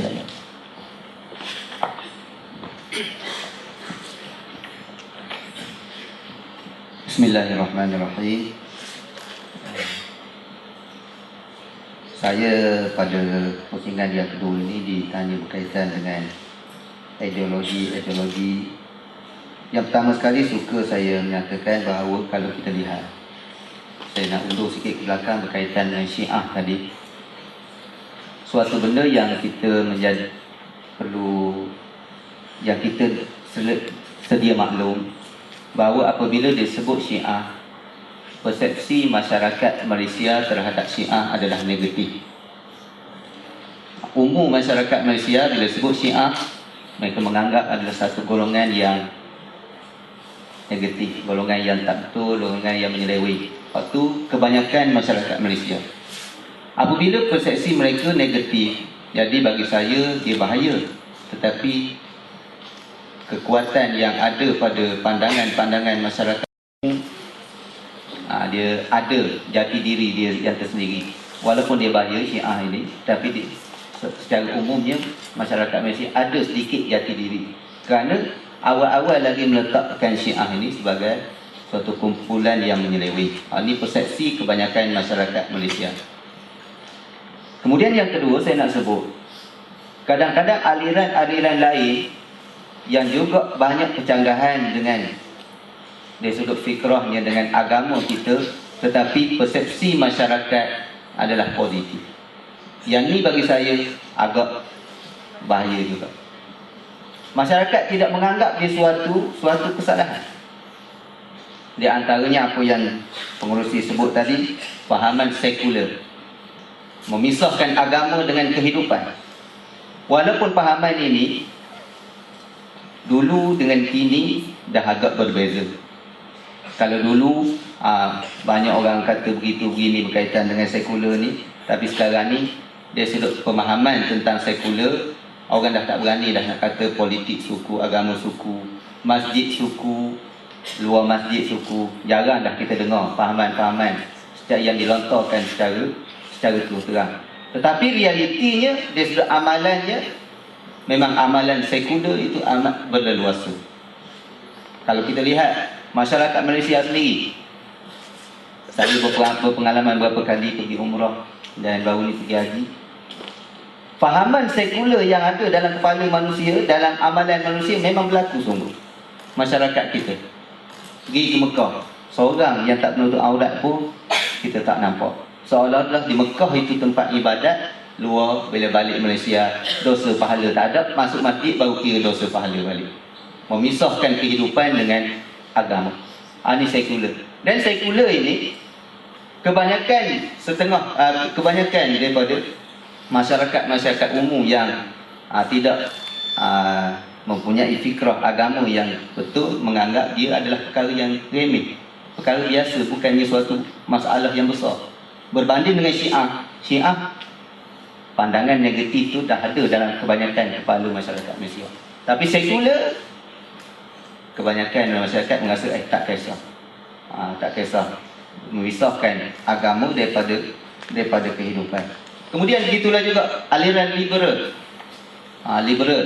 Nak kebebasan begitu begini, sedangkan Islam ada had-hadnya yang ditentukan dalam Islam. Bukan boleh sebebas-bebasnya. Sebab itulah Islam agama yang paling selamat, agama yang tengah. Ummatan wasata. Allah Ta'ala sebut agama pertengahan. Dia tidak mengongkong 100% dan tidak membebaskan 100%. Kerana Allah Subhanahu Wa Ta'ala tahu itulah yang memberi kebaikan kepada manusia itu sendiri. Kalau kongkong 100%, manusia akan jadi gila. Tak bebas langsung. Kena duduk, sebagai contoh, kalau kena macam padri, duduk di gereja, dikongkong 100% kehidupan dia, siap-siap jadi gila. Kalau bebas 100%, jadi punah kehidupan di dunia ini. Sebab itulah aliran liberal yang kita tengok dalam negara kita dah mula menyusup masuk, bahkan dah ada dah sampai ke peringkat menguasai pertubuhan, menguasai menubuhkan pertubuhan dan dia buat aktiviti dia secara langsung ataupun secara tidak langsung. Itu liberal. Kemudian yang seterusnya saya tengok ideologi yang bahaya juga, iaitu ideologi yang dinamakan sebagai nasionalis. Kita telah ditakdirkan oleh Allah Subhanahu Wa Ta'ala, kita bangsa Melayu. Tetapi Islam, kita kena ingat, merupakan agama yang tidak menolak mana-mana bangsa dan mengiktiraf semua bangsa. Islam memuliakan bangsa, tetapi Islam tidak meletakkan bangsa di atas segala-galanya. Islamlah yang paling tinggi, lebih tinggi daripada bangsa. Tapi kita tengok dalam masyarakat kita, penyelewengan fikrah yang ada sebahagian daripada mereka meletakkan bangsa di depan. Sikit-sikit Melayu. Cuba kita bayangkan apa perasaan orang bukan Melayu kalau kita bangkitkan Melayu. Saya juga bahasa Melayu, tapi kalau kita buat congok lebih kurang di padang mahsyar esok, kalau atas nama Melayu, berapa persen Melayu? Bermula daripada zaman Nabi Adam hingga hari kiamat, berapa persen Melayu? Kita nak berbangga apa dengan Melayu? Melayu adalah suatu kurniaan daripada Allah Subhanahu Wa Ta'ala, ketentuan Allah Ta'ala kepada kita. Kita nak melebihkan Melayu lebih daripada Islam, itu adalah suatu penyelewengan yang perlu kita tahu. Yang ni kadang-kadang orang tak tahu. Orang ingat kita kok mana pun mempertahankan Melayu. Kok mana pun mempertahankan Melayu. Kita kena ingat, kalau kita mempertahankan Islam, menjaga agama kita, agama dia akan jaga semua bangsa. Tak kira Melayu, tak kira Cina. Bukan Islam pun dia jaga Islam ini. Tetapi kalau kita jaga bangsa pun belum tentu dapat kita jaga. Agama mungkin boleh juga terkorban sama. Satu lagi yang saya nak sebut, sebahagian daripada orang kita bila sebut semangat nasionalis, semangat kebangsaan begitu begini, dia ada kaitan dengan perlembagaan, ada kaitan dengan raja-raja Melayu begitu begini. Raja adalah institusi yang perlu kita hormati. Tapi kadang-kadang sebahagian daripada rakyat ini menganggap raja tu seolah-olah macam Tuhan. Bila sebut qala Allah, qala Rasul, ini kenyataan daripada Allah Subhanahu Wa Ta'ala, ini sabda Rasul, dia rasa tak kisah. Orang lawan, orang tentang, orang begitu begini, dia rasa tak kisah. Tapi bila ada titah raja mengangkat sembah 100%, ini silap pemahaman masyarakat kita. Seolah-olah, bukan kata memang confirm, seolah-olah mereka meletakkan raja itu lebih daripada segala-galanya. Ini bukan silap raja, silap orang bawah. Ni, oleh kerana saya rasa ini merupakan suatu benda yang lahir daripada pahaman nasionalis itu sendiri. Kita sepatutnya dalam Islam, kita menghormati ulil amri, raja sebagai orang yang kita perlu hormat, perlu gitu gini, tetapi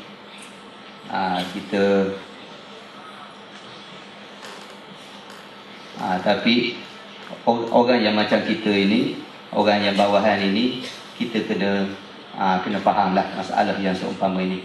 Bukan kita tak hormat, kita kena menjunjung titah raja sejunjung-junjungnya, kerana dia merupakan orang yang bertanggungjawab menjaga keselamatan kita, segala-galanya dia yang berkuasa dan kita perlu penghormatan, tetapi kita kena letakkan Allah dan Rasul lebih daripada segala-galanya. Ini pemahaman yang perlu kita ada. Kemudian yang seterusnya berkaitan dengan ideologi yang sesat juga, yang saya rasa perlu saya ketengahkan pada hari ini, berkaitan dengan suatu ajaran yang dipahami, mungkin saya tak perasan lagi ada, tapi di Selangor dah banyak ada, ajaran Qadiani. Qadiani ini juga merupakan aliran yang dah mula merebak di dalam negara kita, tetapi dia bukan satu mazhab ataupun satu aliran daripada agama Islam itu sendiri. Dia dah keluar daripada agama Islam. Mudah kata kafir lah ajaran Qadiani. Dia dalam ajaran dia juga banyak perkara-perkara yang bercanggah dengan asas-asas agama kita itu sendiri. Di antaranya menolak jihad dan seumpamanya. Ini ajaran-ajaran yang bahaya. Sebab itulah bagi kelompok-kelompok yang bahaya, sama ada apa benda nama sekalipun, Syiah ke dia, liberal ke dia, sekular ke dia, kita perlu menghayati, membuat kajian sedalam-dalamnya tentang penyelewengan mereka, dengan tujuan kita menyelamatkan diri kita daripada terjebak dengan aliran-aliran pemikiran mereka. Sebagaimana kata-kata satu penyair, araftu syarra la lisyarri lakin litawaqqi, wa man lam ya'rifi syarra minal khair yaqa' fi. Aku mengetahui keburukan bukan untuk buat keburukan, tetapi untuk kita mengawasi diri kita daripada keburukan. Sesiapa yang tidak mengetahui keburukan dengan kebaikan, perbezaan di antara keburukan dan kebaikan, boleh jadi dia terjebak juga ke dalamnya. Macam Syiah tadi, kalau kita tak kenal Syiah, boleh jadi terpengaruh dengan Syiah. Kalau kita tak kenal aliran Qadiani, boleh jadi terpengaruh juga dengan Qadiani. Dan begitulah juga dengan aliran-aliran yang lain. Dan tugas bagi orang-orang ulama ataupun golongan-golongan terpelajar, di antaranya mewar-warkan keburukan dan penyelewengan golongan-golongan yang sesat ini. Tak kira lah apa nama sekalipun, sama ada Syiah ke dia, apa nama sekalipun, ini di antara tugas kita. Sebab tu kadang-kadang saya suka nyatakan bahawa kadang-kadang kita fokus kepada benda yang dah tak ada, tetapi benda yang ada depan mata, penyelewengan yang ada depan mata, kita kurang ambil berat. Setengah orang duk bincang panjang lebar berkaitan dengan Mu'tazilah, sampai sekarang kitab begitu begini. Di zaman sekarang, sedangkan Mu'tazilah di negeri Pahang tak tahu ada ke tak. Sedangkan benda tu tidak menjadi realiti, tetapi penyelewengan yang ada, yang itulah yang kita perlu ambil berat. Akhir sekali saya nak sebut, di kalangan ahli sunnah wal jamaah, orang yang benar-benar ahli sunnah, orang yang berpegang dengan sunnah dan berpegang dengan jamaah Islam itu sendiri, bukan jadi sebagaimana yang Ustaz Ismail Kamu, Datuk Ismail Kamu kata, ada orang jadi ahli sunnat wal Jumaat, cukup umur dia potong dia punya tu, hari Jumaat baru nampak ke masjid. Tapi yang beramal dengan apa yang dibawa oleh Rasulullah SAW, itulah ahli sunnah wal jamaah.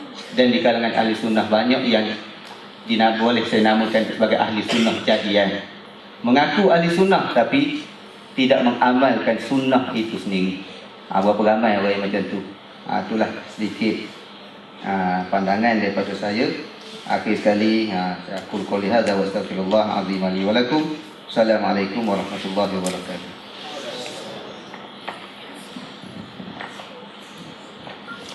Terima kasih kepada Al-Fadhil Ustaz. Jadi demikian sahabat-sahabat yang saya hormati sekalian, berakhir sudah 2 pusingan yang telah pun kita bincang dan bahas tentang Syiah dan juga ideologi yang lain. Ada beberapa pertimbangan yang saya kira perlu, ini ketakutan kita. Yang pertama, dari sudut bila bertemu dengan golongan-golongan sebegini, dari sudut tahap keilmuan kita. Andai mereka ajak berhujah, mereka bentangkan begitu dan sebagainya. Yang pertama, dari sudut preparation malam ini belum cukup. Minta sahabat-sahabat balik dan cuba baca sedikit lagi berkenaan dengan apa yang telah kita bincangkan pada malam ini. Maknanya kerisauan itu berpunca daripada diri kita, kurangnya sudut tahap keilmuan kita dibandingkan dengan akademik. Yang kedua, dari sudut taqiyah, ataupun orang Syiah ni mereka menyembunyikan iktikad dan menzahirkan penipuan yang bagi mereka sangat besar lah benda ni. Dan akhir sekali, sekarang kita akan buka pada sesi soal jawab. Siapa-siapa yang rasa ada persoalan, insyaAllah boleh ke tengah dan mengambil mikrofon tengah, insyaAllah.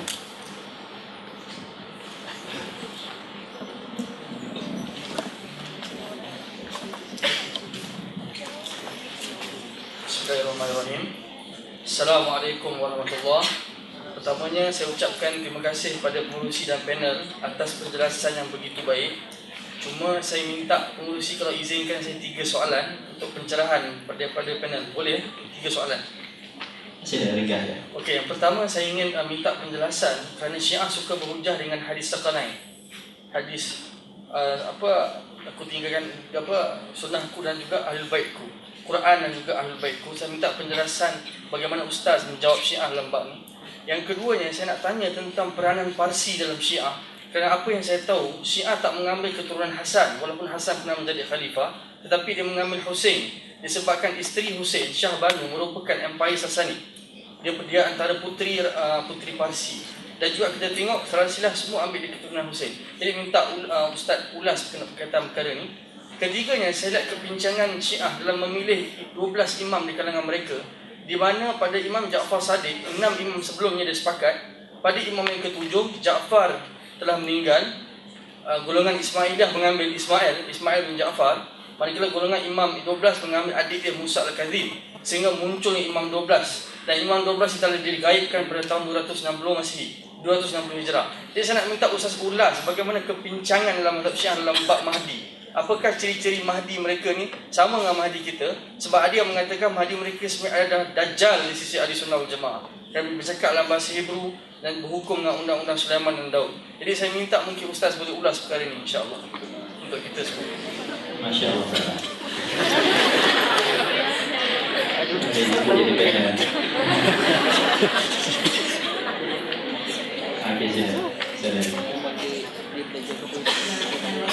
Assalamualaikum warahmatullahi wabarakatuh. Sekadar mau pencerahan kepada ustaz.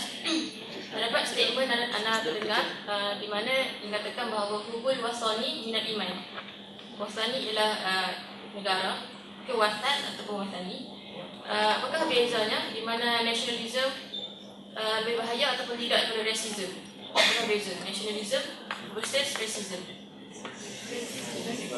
Dan lagi satu, terdapat pernyataan di mana mungkin ramai yang telah mengenali Faizal Tihani, dan ada yang bertanya persoalan, adakah beliau seorang Syiah, di mana terdapat dalam blog dia ada yang terdapat unsur-unsur Syiah dalam tu. Jadi dia mempunyai ramai follower. Jadi minta pendapat ustaz sama ada betul atau tidak. Saya ingin Allah Pun bahaya. Mungkin boleh jadi moderator. Ada soalan yang lain?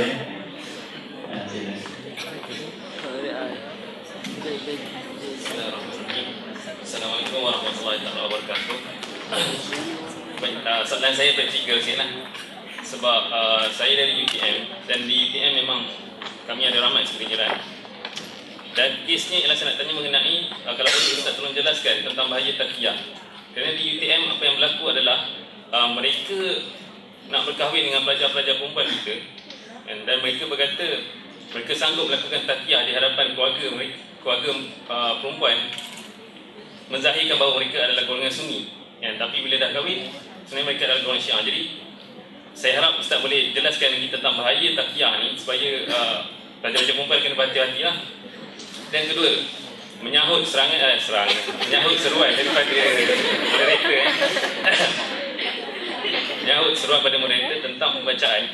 Kebetulan dulu PMI UTM ada buat perbentangan kertas kerja mengenai Syiah, dan ada dijual buku terbitan Jakim, tajuk dia Dedah Fahaman Syiah yang ditulis oleh Dr. Musa Al-Musawi. Dr. Musa Al-Musawi adalah seorang Syiah, seorang Syiah Ismailiyah. Dan beliau sendiri menulis tentang kebincangan yang terdapat dalam Syiah. Dan beliau menjelaskan semualah tentang kesalahan-kesalahan lagu, tentang taqiyah, tentang fahaman atau pegangan yang dikatakan tentang Imam Mahdi dan sebagainya. Jadi mungkin sekadar, bukan saya nak promosikan, tapi cadangan, boleh cari buku ni, terbitan Jakim, Dedah Fahaman Syiah tajuk dia. Wallahualam. Terima kasih. Sahabat daripada UKM. Assalamualaikum warahmatullahi wabarakatuh. Terima kasih kepada para panelis atas pencerahan. Soalan saya ingin merujuk kepada kenyataan Datuk Dr. Al-Hafiz dalam berita harian bertarikh 18/12/2010 mengenai kenyataannya bahawa anak hasil daripada perkahwinan Ahli Sunnah wal Jamaah dan juga pengikut Syiah, dia boleh dikategorikan sebagai anak zina ataupun anak yang tidak sah. Mohon respon. Terima kasih. Okay, insyaAllah kita jawab dulu kot. Lepas tu kita buka lagi. Ada lah. Jadi itu beberapa soalan.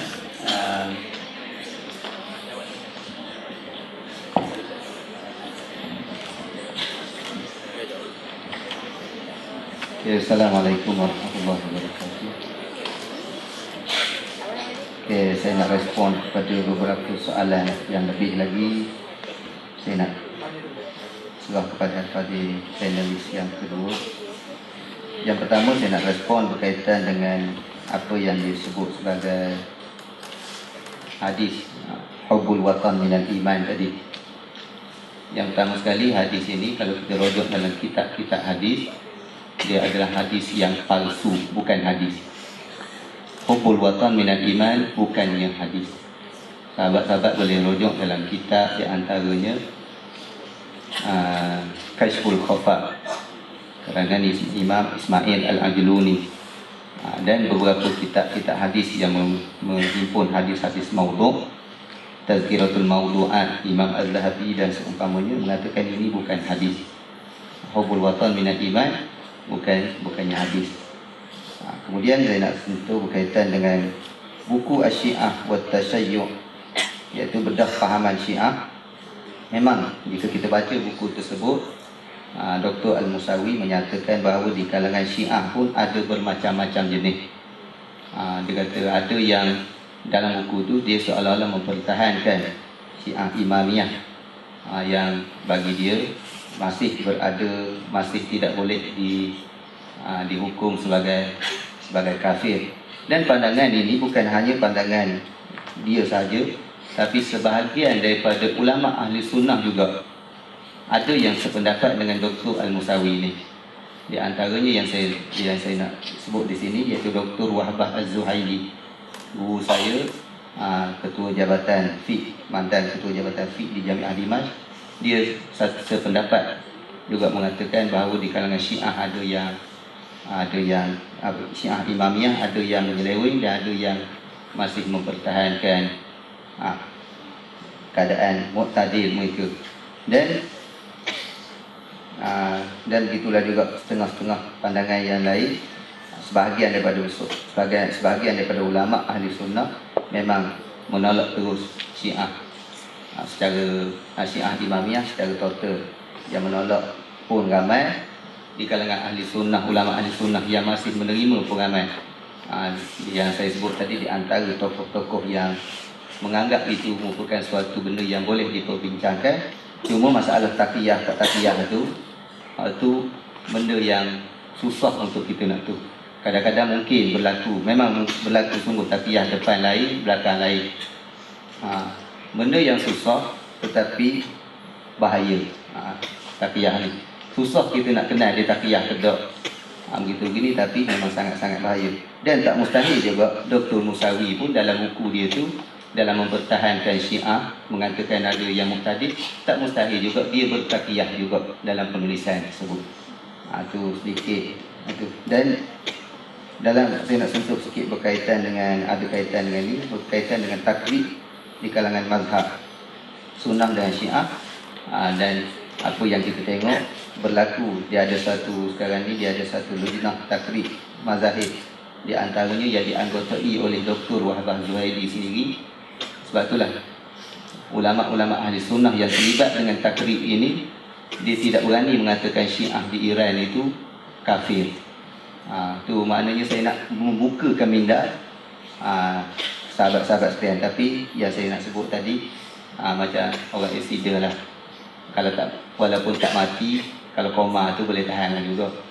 Tu dalam masalah anak yang lahir, saya nak tu sikit. Perkahwinan di antara Syiah dan Sunnah ini, kalau anak tersebut Syiah, kita kena tengok Syiah yang macam mana. Kalau Syiah Zaidiyah yang muqtadi, jadi anak dia tidak jadi masalah. Tapi kalau yang ulah gitu gini, anak dia dinamakan anak syubhah. Nak kata zina ada syubhah akad. Ada syubhah berlakunya akad, walaupun akad yang batil. Kalau Syiah yang ulah, anak tersebut kita masih lagi letak nama anak yang syubhah. Tidak letak zina 100%, kerana zina dia ada definisi dia tersendiri. Kemudian yang lain, soalan-soalan yang lain tu mungkin Ustaz saya serah pada panelis yang kedua.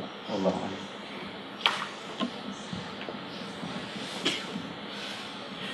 Baik.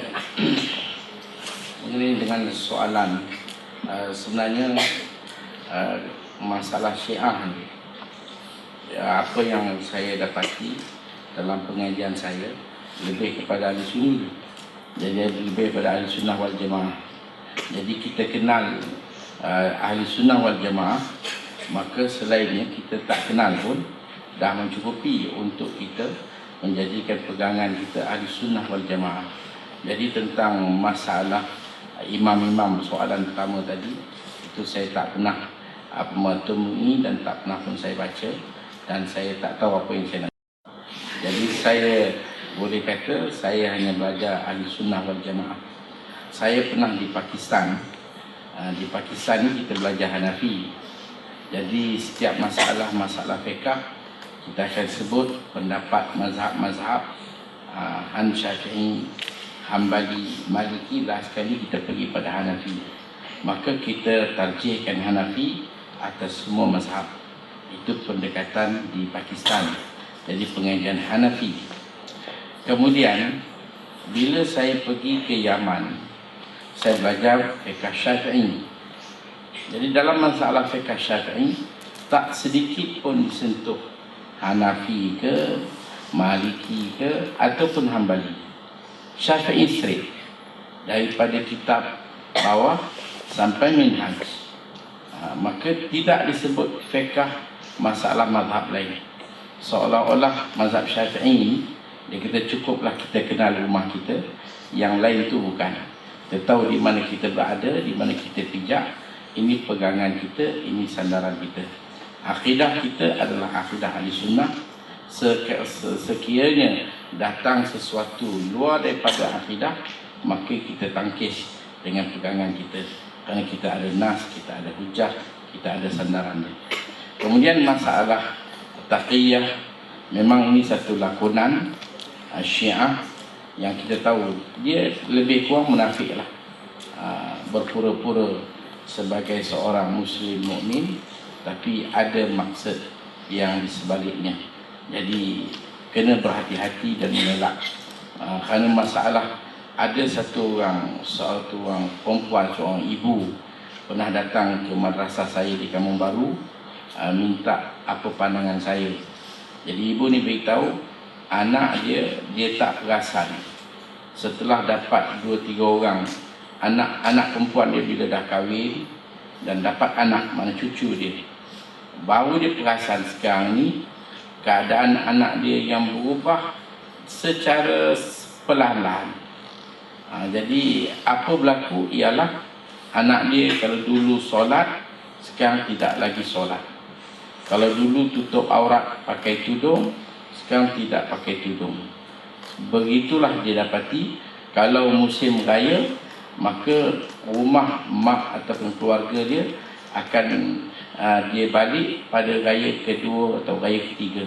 Raya pertama tak pernah balik ke rumah, katanya nak bergaya dengan guru dia.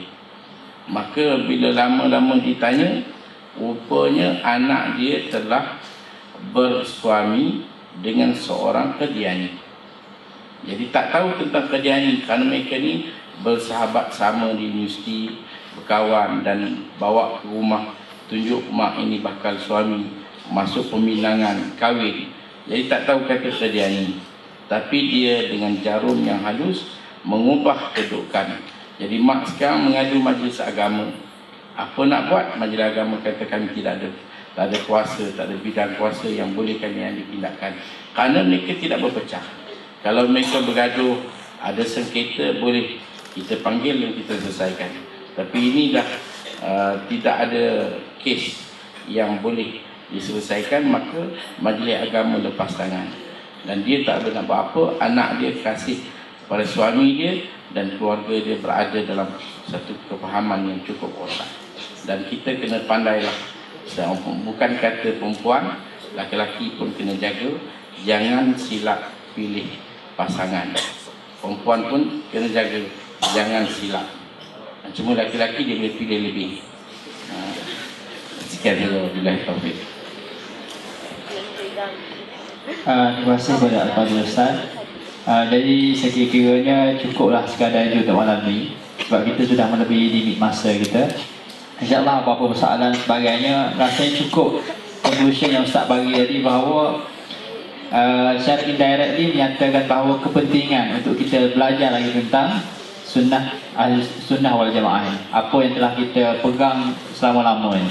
Sahabat cuba bayangkan komputer yang telah diinstal dengan antivirus tahun 2000, tak diupdate sampailah tahun 2010-2011, tak update langsung. Agak-agak apa jadi pada komputer tu? Penuh dengan virus, betul tak? Begitulah juga dengan kita, yang kita belajar SPM dulu, tak update dah. Cukuplah dengan ilmu tu sampai sekarang. Ni kepala ni dah bersarang dengan virus. Jadi sebab itu pentingnya untuk kita bersihkan kefahaman akidah kita. Moga-moga ibadah kita terima dan kita insya-Allah bertemu di syurga Allah SWT. Akhir kata, pergi ke pasar membeli kubis, forum kita sudah habis. Saya serahkan kepada bismillah. Assalamualaikum warahmatullahi wabarakatuh.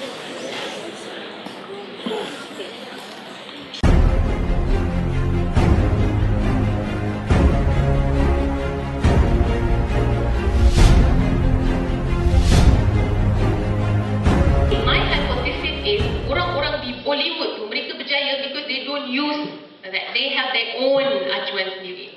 Our acuan is what? Our focal point is what? The Quran lah. The Quran and Sunnah lah. But is anybody doing that? And saya cakap pada aunty yang dekat belakang tu, saya cakap, aunty, saya nak dengar Ustaz mengajar. Is it wrong for me to, be dressed up this way? And she would use this tone like, tak salah, tapi tak elok lah. And because I grew up in Saudi Arabia, kita mewarisi rambut ikal mayang, ya, telinga astro, ya, hidung Shahrukh Khan, ya, gigi comel semualah daripada parents. Sebahagian daripada apa yang kita warisi itu juga ialah apa yang dinamakan sebagai Islam. Ya, saya nak katakan tadi, Allah mencintai kita ni bagaimana? Sehebat mana dosa yang kau lakukan, setinggi mana dosa yang kau lakukan. Tapi ingat satu aja kata kuncinya, rakan-rakan sekalian. Ada yang fras menonggek, ada yang minum pil, ada yang minum arak, ada yang makan pil, ada yang nak bunuh diri terjun dekat bangunan Pulau Pinang, dekat Jabatan Pulau Pinang. Ingat satu Malaysia. Apa dia? Apa dia yang satu tu? Besar mana dosa yang kamu lakukan, besar lagi pengampunan Allah ke atas dosa-dosa kamu. Ini rahmat Allah. Dan kita tengok sedikit sebanyak apa wajah cinta yang di sudut kebaikan.